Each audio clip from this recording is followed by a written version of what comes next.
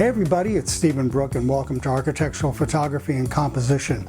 You know, right after I put out my video on business practices and talked about sending files to clients and especially sending existing photos to people who are interested in purchasing, and I must have received a dozen emails right away asking, okay, how do I present my work to these people? What exactly, how do I do this? Now, this is a really personal thing, and I understand that, and everybody has his or her own way of making these kinds of presentations.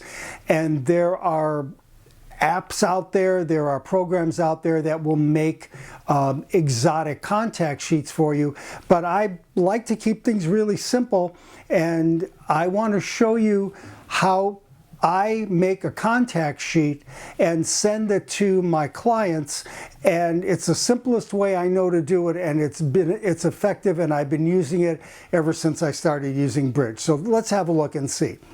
So the first thing is, this is the architectural photography business tips. Why contact sheets to begin with? Why do you really need them? Well, one is, it's one document that references the entire job. And it's great for your archives if you want to go back and look through projects. You know there's a photo that you need for something, and instead of going through all of the projects, I have one subdirectory where I have all my PDFs of all my jobs, and it saves hours in looking for a particular photo. Second thing is, if I have a client, let's say that's an industrial client, and they want to see examples of my work in that area, whether it's bridges or like dams or streets and stuff, I can send them PDFs of those specific projects. And then the last thing, which engendered all the emails, was how do I send my work to people who weren't initially involved with the cost of photography, but saw the work and say, I would love to buy the rights or have the rights to use such and such a photos, and how do I go about that? And I send them a very particular kind of PDF. So let's look at my simple workflow for this. First of all, you're going to create all of your files, your TIFF files, your high-res TIFF files, and those are going to be bricks. They're going to be 100 megabyte files, 125 megabyte files. Those are really huge. And they are great for printing, they're great for collateral work, but not for anything that has to do with online or email.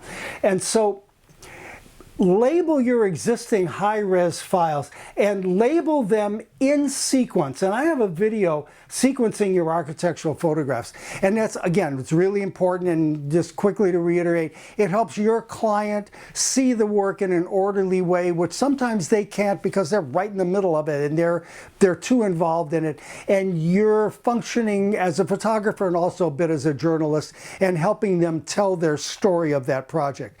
The other reason that it's important is when you convert your TIFFs to 300 DPI 6:9 JPEGs, and I have a video on resizing, and you save those in a subdirectory, they're all going to keep that same order. And that's really important for the next step, which is making your contact sheet. So again, on my resizing video, I show you the best way to convert your big TIFFs into usable 300 DPI 6:9 JPEGs, which are kind of the industry standard. So here are a whole group of them down here. Now, I'm surprised that a number of people don't know that this little function exists in Bridge, so I want to show you. You don't have to go buy another program or a plugin or whatever to make nice contact sheets. It's sort of built in. If you go to Bridge, Output, which is up here, and open that up, you'll see an area here that's a workspace canvas.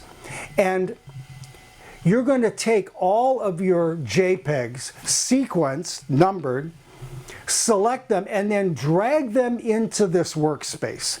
Now, Output will arrange them automatically depending on the settings that you put in. So let's look at what you can do.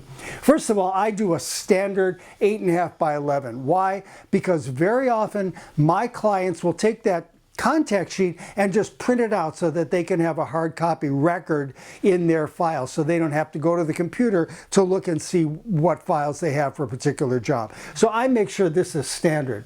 I have a dark background color so that the blacks and the whites stand out on the image. On my contact sheet, and resolution at 300, and image quality, maximum image quality. Now I include the file name, but I don't include the extension because I don't want it to say JPEG. Now you can do this with your TIFF files, but it takes forever because they're so big. Again, I make this really easy. Arial is very easy to read when you're looking at something online, so I just make this Arial at 12 and make the fonts, they're white against this dark background. So number 2, on grids and margins on the layout. Now if it's 4 images, I just do 2 and 2. And anything more than that, I use 2 by 3 because that gives me a big enough image. But if I go to 8 images or 12 images on a page, they get a little small.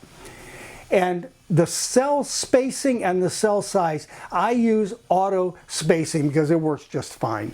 And then for my margins, top, bottom, left, and right, I just do 0.16 inches. Very simple.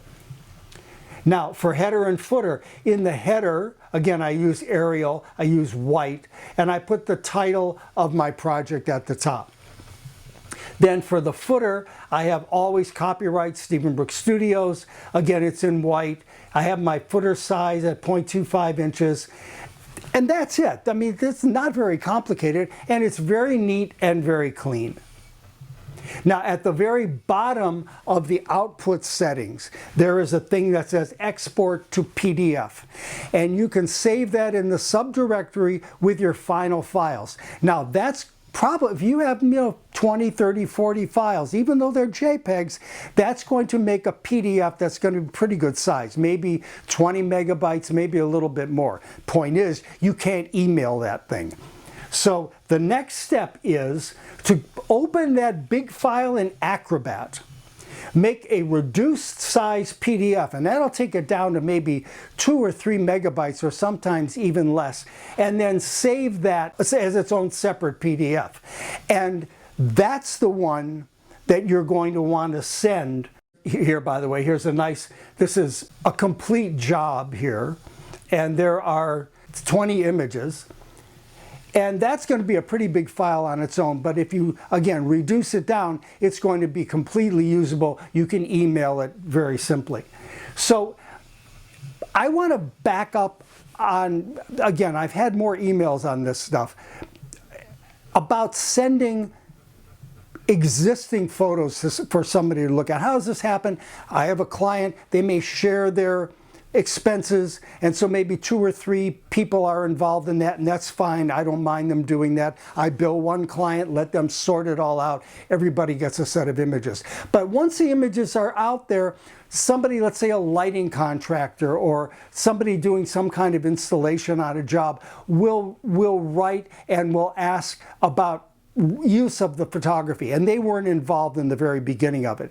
And so I always have to know that, because there are rules that I have. They can't distribute them to a third party. They always have to use my credit line, especially in online usage. And so it's important, I want to review these rules. First of all, if somebody contacts you, the first thing you need to say is, what's the budget? Find out how much they're willing to spend. Very often that's more than you thought you would charge them. So then only submit your fees in writing. We talked about that before. No negotiation over the phone, no negotiation in person. Let me get your email. I will write you back. I will give you my fee schedule. And I have separate fee schedules for this secondary and tertiary use, depending on whether it's an academic publication or it's a manufacturer or somebody that wants to use an ad. It depends. But I have a separate fee schedule just for that. Then I only send them that reduced size PDF and let them know it's a low-res PDF. I do not want to send high-res anything to somebody that's just looking. And then the last thing, and this is really important, and I've had people in my field, my colleagues say, you can't do this, you won't be able to do business. Believe me, if people want your files, they will pay you ahead of time to get them. And I only send my files after I've been paid. And if they say, well, we can't get a check right away, there's PayPal. You can give them your bank syntax and they can send the money directly to your bank. If they're in a hurry, they will pay you. Please, I implore you, before you send out any files, get paid first. So I have lots of other business rules that's in my book in architectural photography and composition. If you are new to this field and looking to jumpstart your business or jumpstart your architectural photography work, I highly recommend this book. I think it's the most complete book of its kind in the market. You can read the reviews. Everybody seems to have gotten a lot out of the book. And it's really inexpensive when you think about it. And lastly, check out Stephen Brook Editions for other ebooks that I have and for prints if you might be interested. You can get it at stephenbrookeditions.com. If you like these videos, please give them a thumbs up. If you're new to the channel, hit the subscribe button, and we're almost at 4,000 subscribers, and I'm really excited by the support. And again, thank you for watching, and I look forward to seeing you again soon.